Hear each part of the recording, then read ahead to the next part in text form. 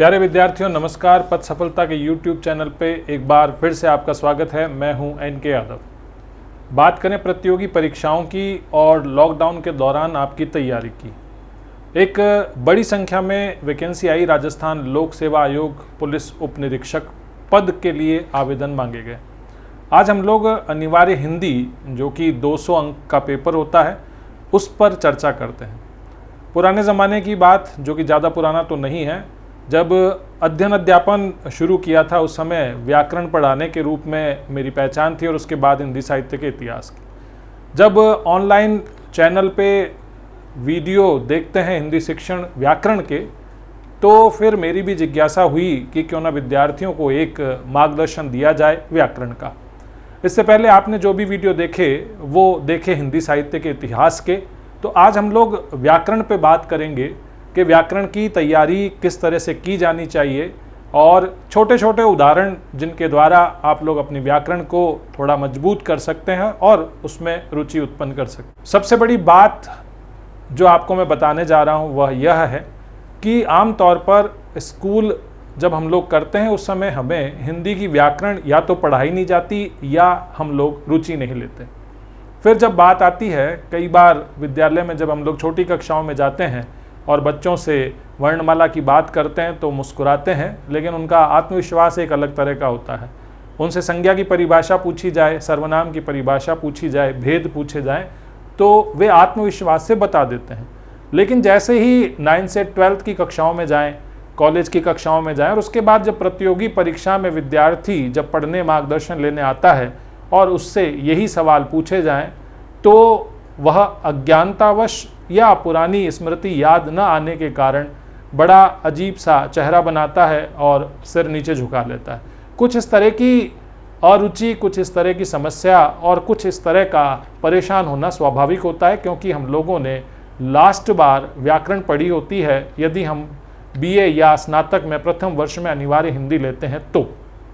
वहाँ भी जैसे हम लोग राजस्थान की बात करें तो कई विश्वविद्यालय में अनिवार्य हिंदी और अनिवार्य अंग्रेजी का विकल्प है, तो विद्यार्थियों की रुचि एक बार इंग्लिश की तरफ चली जाती है और हिंदी 12th के बाद नहीं पढ़ी जाती। अब हम लोग सीधे बात करते हैं हमारे पुलिस उप निरीक्षक हिंदी प्रश्न पत्र के सिलेबस की। जब बात आई कि हिंदी की जब हम बात करें तो सिलेबस को बहुत बड़े स्तर पे यदि देखा जाए तो बात होती है वर्ण की, वर्णमाला की, और फिर उससे बढ़ते बढ़ते शब्द, शब्द के बाद पद और पद के बाद वाक्य तक सिलेबस जाता है। गद्यांश और पद्यांश तक की भी बात इसमें की जाती है। तो हम यहाँ पर बात करते हैं हमारे अनिवार्य हिंदी या हिंदी के व्याकरण के पेपर की, जिसमें प्रथम जो इकाई है वो शब्द रचना की है। प्यारे विद्यार्थियों, यहाँ मैं आप लोगों को बताना चाहूँगा, कई बार बहुत बेसिक क्वेश्चंस आते हैं जो आप लोग छोड़ देते हैं या पुनरावृत्ति के अभाव में सही नहीं कर पाते। तो बात आए शब्द की, तो शब्द केवल वर्णों का योग ही न होकर सार्थक भी होना चाहिए। तो इस तरह से आप परिभाषाएं याद कीजिए। फिर बात आती है कि हिंदी में वर्णों के योग के अलावा भी शब्द का निर्माण होता है और जो 4 बड़े टॉपिक हैं, संधि, समास, उपसर्ग, प्रत्यय, उनके आपसे सैद्धांतिक और व्यावहारिक सवाल पूछे जाते हैं। फिर दूसरी यूनिट की बात करें तो उसमें शब्द के प्रकार आते हैं। तो जब शब्द के प्रकार की बात आती है, आप व्याकरण की किताब पढ़ते हैं, अभी हम लोग पुस्तक की भी चर्चा करेंगे कि कौन सी पुस्तकें आपको पढ़नी चाहिए, तो उसमें उत्पत्ति के आधार पे तत्सम, तद्भव, देशज, विदेशी, बहुत सारे शब्द, अलग तरह की परेशानियाँ, याद कैसे होंगे, याद कर पाएंगे, नहीं कर पाएंगे, कितने याद करें, तो इन सारे प्रश्नों का जवाब हम लोग आगे मार्गदर्शन में आपको देंगे। दूसरे भेद के लिए जब बात आती है तो रचना की दृष्टि से शब्दों के प्रकार, जिसमें आमतौर पे आप लोग पढ़ते हैं मूल शब्द, यौगिक शब्द और योगरूढ़ शब्द। ये बेसिक जानकारी आपके कई बार व्याकरण के दूसरे टॉपिक क्लियर करने में भी काम आती है। फिर अर्थ की दृष्टि से शब्द शक्ति आ जाती है। कुछ लोग अनेकार्थक वगैरह शब्दों की भी बात करते हैं, आमतौर पर वाचक, लक्षक और व्यंजक शब्दों की बात। उसके बाद हिंदी व्याकरण का पिछले 8-10 सालों में सिलेबस में इस तरह के टॉपिक आना जो पहले नहीं आते थे। आप यदि थोड़े से पुराने विद्यार्थी हैं तो जब हम लोग भी हमारे कोचिंग की बात करें, जब हम लोग डेमो लेने जाते थे तो हिंदी का डेमो बहुत आसान होता था। हर विद्यार्थी ये चाहता था कि उसे संधि पढ़ा दी जाए, तो टीचर बहुत सुरक्षित रहता था कि वो संधि तैयार करके जाए, डेमो में एक स्वर में आवाज़ आएगी कि हमें संधि करा दी जाए। तो यहाँ पर हम लोग बात करें कि जब शब्द की बात आई तो परिवर्तन के आधार पे, जो कि चौथा भेद होता है जिसमें विकारी और अविकारी शब्द आते हैं, संज्ञा, सर्वनाम, विशेषण, क्रिया, क्रिया विशेषण, संबंध बोधक, समुच्चय बोधक, विस्मय आदि बोधक शब्द। अब कई बार विद्यार्थियों से ऐसे ही परिहास और व्यंग्य में पूछा जाता है कि भाई अविकारी शब्द आपको याद है क्या?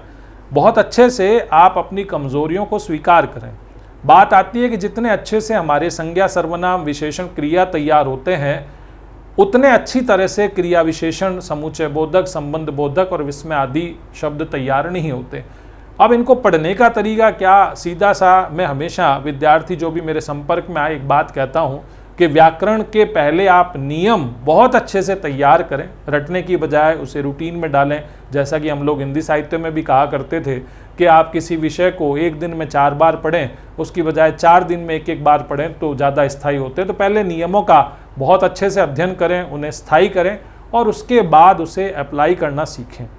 कई बार बात आती है अच्छी किताबों की, अच्छे टीचर की। सभी किताबें अच्छी होती हैं, सभी टीचर अच्छे होते हैं, हमारे लिए वे और अच्छे हो जाते हैं जिनका पढ़ाया हुआ या जिन किताबों से हम समझ आसानी से सकें। तो व्याकरण की सीधी सीधी बात ये कि पहले हमको नियम याद हो और उसके बाद हम अप्लाई करें। जैसे उदाहरण के लिए हम आपसे सीधा सवाल पूछें कि भाई विशेषण के भेद कितने होते हैं। जब आपको विशेषण के भेद याद हैं तो फिर आप विशेषण के भेद में पहचान सकेंगे कि ये शब्द विशेषण का इस तरह का भेद है। यदि आपको वे भेद या सैद्धांतिक नॉलेज नहीं है तो आप सवाल नहीं कर सकते।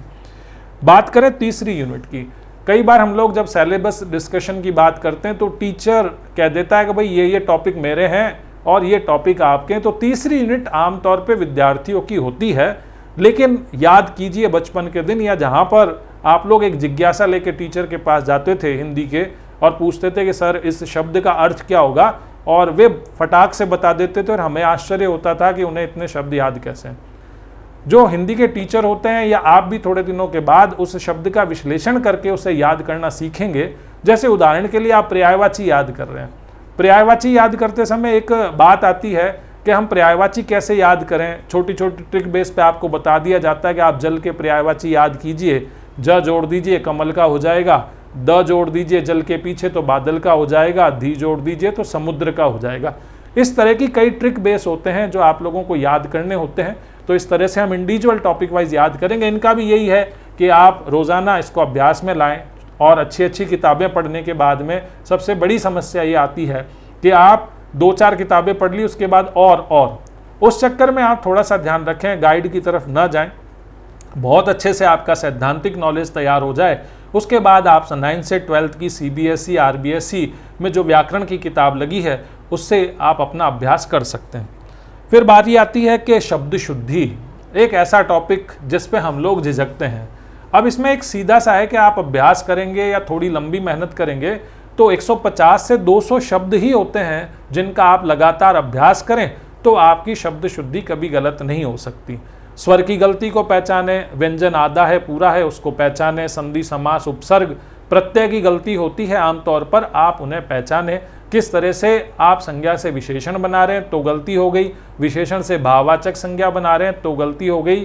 फिर वापस कहना चाहूँगा, सबसे पहले आपका बेसिक नॉलेज मजबूत हो तो फिर आपके व्याकरण में कहीं भी अंक कटने की संभावना नहीं रहती।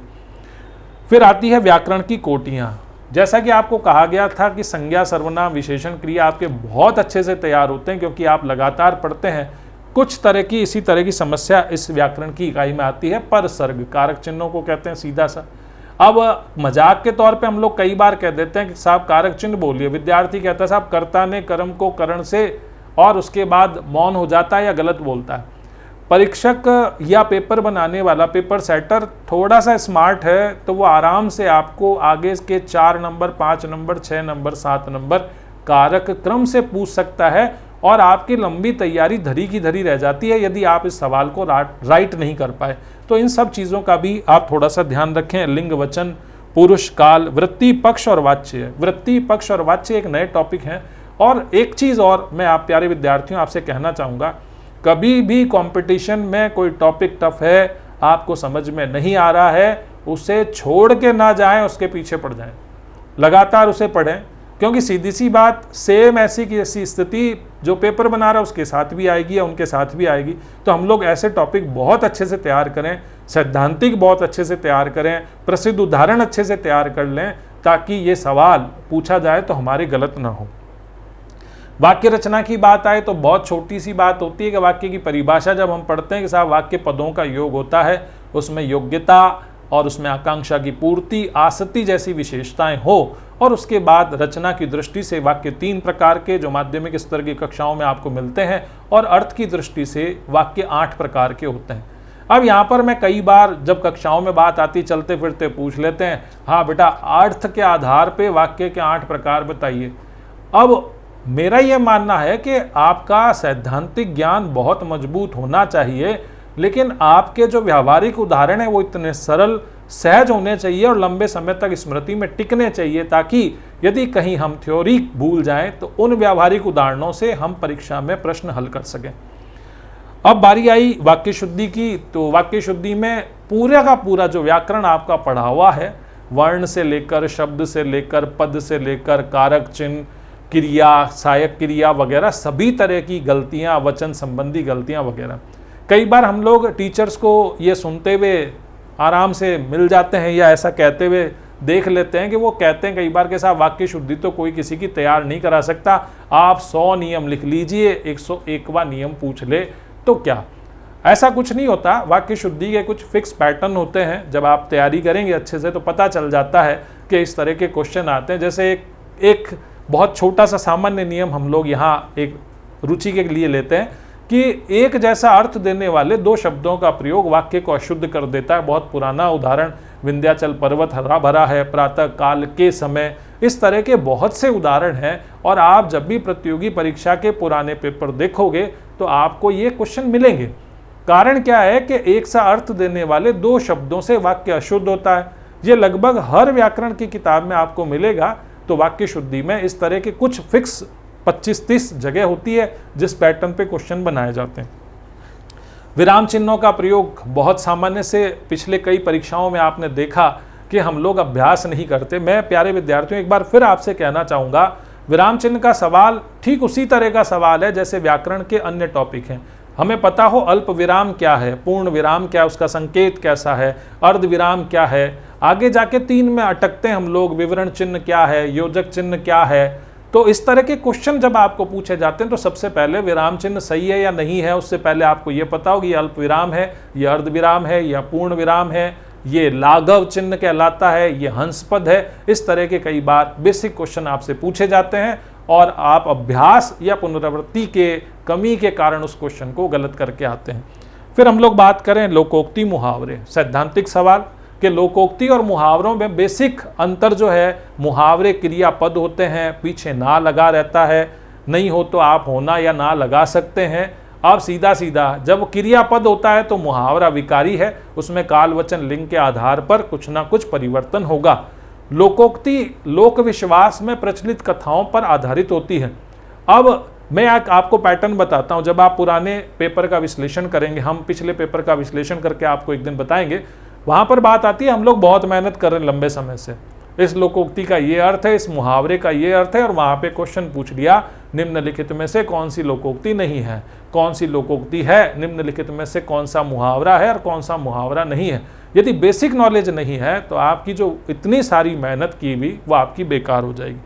लास्ट में सभी स्टूडेंट डरते हैं वो है पारिभाषिक शब्दावली, विशेष रूप से हिंदी माध्यम वाले। तो आपको डरने की जरूरत नहीं, हम इतनी मेहनत जरूर कर लें कि 10 क्वेश्चन पूछे जाएं तो हम 5 से 6 क्वेश्चन तो राइट कर लें। इसमें आपको स्पेलिंग याद करने की जरूरत नहीं, आपसे अर्थ पूछा जाता है। और अच्छा पेपर सेटर 10 में से 5 क्वेश्चन इतने आसान पूछता है कि आप रूटीन के जो शब्द हैं उनका आपको अर्थ आए। तो इस तरह का लंबा अभ्यास आप लोग करें। पद सफलता के YouTube चैनल को लगातार आप लोग देखते रहें, लंबा अंतराल रहा। कोरोना काल में हम पद परिवार आपके स्वास्थ्य की शुभकामनाएं आपको देते रहें, आपके निकट संबंधी हमेशा खुश और स्वस्थ रहें। ये बुरा समय है, थोड़े समय बाद ये निकल जाएगा। अपने स्वास्थ्य का ध्यान रखें और जब भी बाहर निकलें तो प्यारे विद्यार्थियों, आपके फ़ोन कॉल्स आते हैं और सीधा सीधा आप लोग जब बात कहते हैं तो एक हमारे भी चेहरे पे मुस्कुराहट आती है। वो बात यह है कि मेरी हिंदी बहुत वीक है। और मुझे सब इंस्पेक्टर बनना है तो मैं किस तरह से तैयारी करूं। यहाँ पर सबसे पहले अच्छी पुस्तकों की सूची आपके पास हो और जल्दी से जल्दी अप्रोच करके वो किताबें आप लोग ले लें। मेरी दृष्टि में सीधी सी बात, वही अच्छा लेखक और वही अच्छी किताबें होती हैं जो आपको समझ में आ जाएं। फिर भी हमें बहुत अच्छी किताबों से अध्ययन करना चाहिए। मेरा मानना है सबसे पहले आपके पास एक छोटी सी किताब है जिसका आपको चित्र भी अभी बता दिया जाएगा, व्यावहारिक हिंदी व्याकरण तथा रचना। हरदेव बहारी इसके लेखक हैं और लोक भारती प्रकाशन है। छोटी सी किताब है, आप इसको ज़रूर लें, लोक भारती प्रकाशन। शुद्ध हिंदी उच्चारण वर्तनी और व्याकरण, डॉक्टर हरदेव बहारी, ये भी एक छोटी सी किताब है, लोक भारती की बुकलेट जैसी। इसमें सारी शब्द शुद्धियाँ आपको कराई गई। उसके बाद बारी आती है एक अच्छी किताब के रूप में आपके पास हिंदी शब्द अर्थ प्रयोग होनी चाहिए, जो कि हरदेव बहारी की है, अभिव्यक्ति प्रकाशन से आती है। तो आपका जो ये वीडियो है, आपको आगे हम इस पुस्तकों के चित्र आपको बताएंगे। और उसके बाद एक सबसे बड़ी बात, हम 9th से 12th की RBSE और CBSE की किताबों में अभ्यास करें और फिर जब अच्छी तैयारी हो जाए तो सीधा सीधा हम RPSC की साइट पे या जहाँ कहीं भी आप हिंदी व्याकरण की परीक्षा दे रहे हैं, उस सर्विस बोर्ड से आप लोग पुराने पेपर जो कि विद की वहाँ पढ़े हैं उनको लें, अभ्यास करें और इस तरह से आप सफलता की ओर अग्रसर हो। मैं नंदकिशोर यादव, NK यादव, पथ सफलता से। प्यारे विद्यार्थियों, आप दूर दराज से फ़ोन करते हैं और आपने पथ सफलता के वीडियो में भी काफ़ी ने कमेंट्स किया कि ऑनलाइन प्लेटफॉर्म पे पथ सफलता का लेकर आएँ। आने वाले कुछ ही दिनों में अनाउंसमेंट किया जाएगा डेट और टाइमिंग का। सबसे पहले उप निरीक्षक की परीक्षा के ऑनलाइन क्लासेस शुरू होंगी और पुराने विद्यार्थी उसमें जुड़ेंगे और उसके बाद नए बैच का अनाउंसमेंट होगा। इसी तरह से फर्स्ट ग्रेड और सेकंड ग्रेड की भी ऑनलाइन कक्षाएं आपको पथ सफलता से मिल जाएंगी और आप भी अब घर बैठ के तैयारी अपनी कर सकते हैं। स्वस्थ रहें, मस्त रहें और जीवन में हमेशा उत्साह के साथ किसी भी कार्य को करें तो देखिए मंजिल आपको ज़रूर मिलेगी। मैं नंदकिशोर यादव, NK यादव, पथ सफलता से।